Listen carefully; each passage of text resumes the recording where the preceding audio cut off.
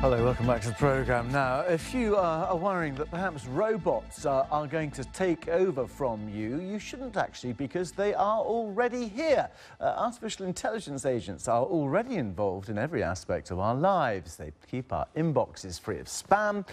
They help us make our web transactions. They fly our planes. It's all potentially scary if you think about it in those terms. But what are the benefits as well? Well, the BBC is bringing you stories about advances in artificial intelligence and robotics and what they could mean for us all. Let's go to the real deal. Spencer Kelly, who's there with some of the people who may eventually be taking over. Spencer.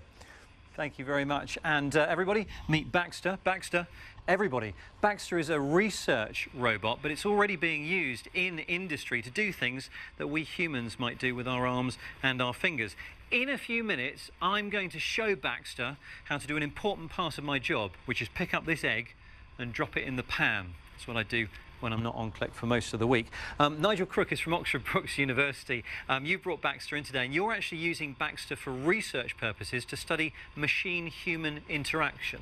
Yes, specifically we're looking at collaboration, when a human and a robot work together to solve a problem.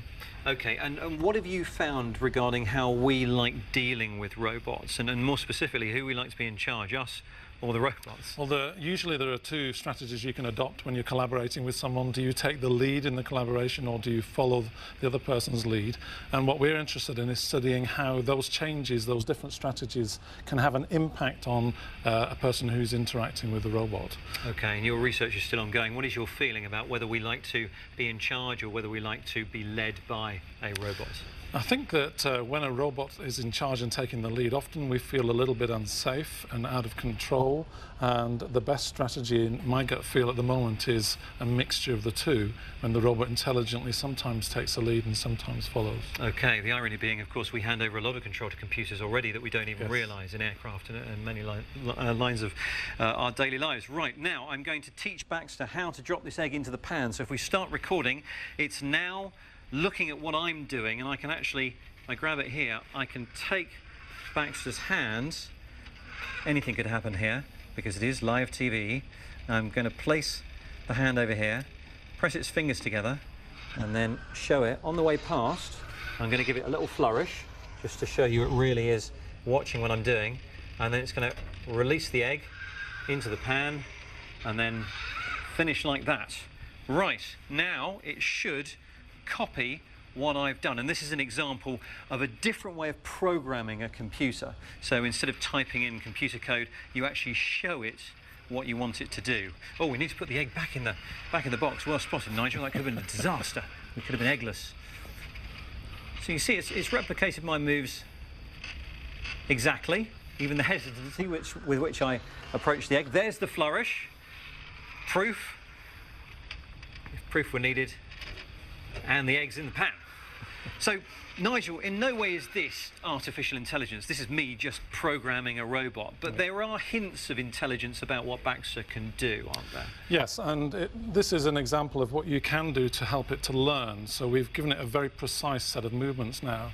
But in a factory setting, for example, there'll be a lot of variability. If it's picking things off a conveyor belt, they won't always be in the same place. So it needs to learn the variability and to adapt to different situations doing the same task. So you would show it lots of the same task but in slightly different situations? That's right. And it would spot the common things yes, that are happening? And then when it meets a new situation that it hasn't seen before, it should be able to apply what it's learnt to do the same task then. There are robotics and there are artificial intelligence systems. They're not always the same. What would you define as artificial intelligence? My definition of artificial intelligence is a system where doing a task where you would normally assume intelligence was required to solve that on the part of a human being. And then what would you class as, I'm not going to let you get away with that, what would you class as intelligence? So intelligence is a general ability to solve a problem or address a situation using knowledge, using learning, being adaptable. and being able to predict outcomes and so on. So it's a collection of things rather than just one thing. And so not just programming a computer to be able to handle a certain situation, but actually itself learning from whether it gets it right or Exactly. wrong. Yep. Of course, there's a lot of talk about artificial intelligence threatening people's jobs. Yes. Do you think we should be worried about that, and do you think it's already happening?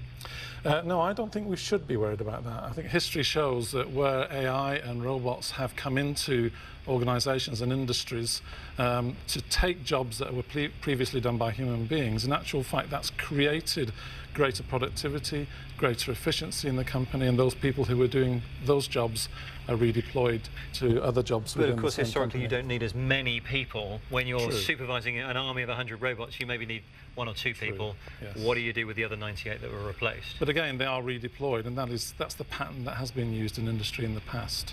Okay, Nigel, thank you very much. Welcome. We're back here throughout the day, but from Nigel, myself and Baxter, it's back to the studio. Was that egg fresh or was it hard-boiled? No, that's me being... that's me being... It's rubber, actually, I have to tell you. Health and safety, we had to fill in too many forms at the BBC otherwise. God, I didn't expect the answer to be that, Spencer.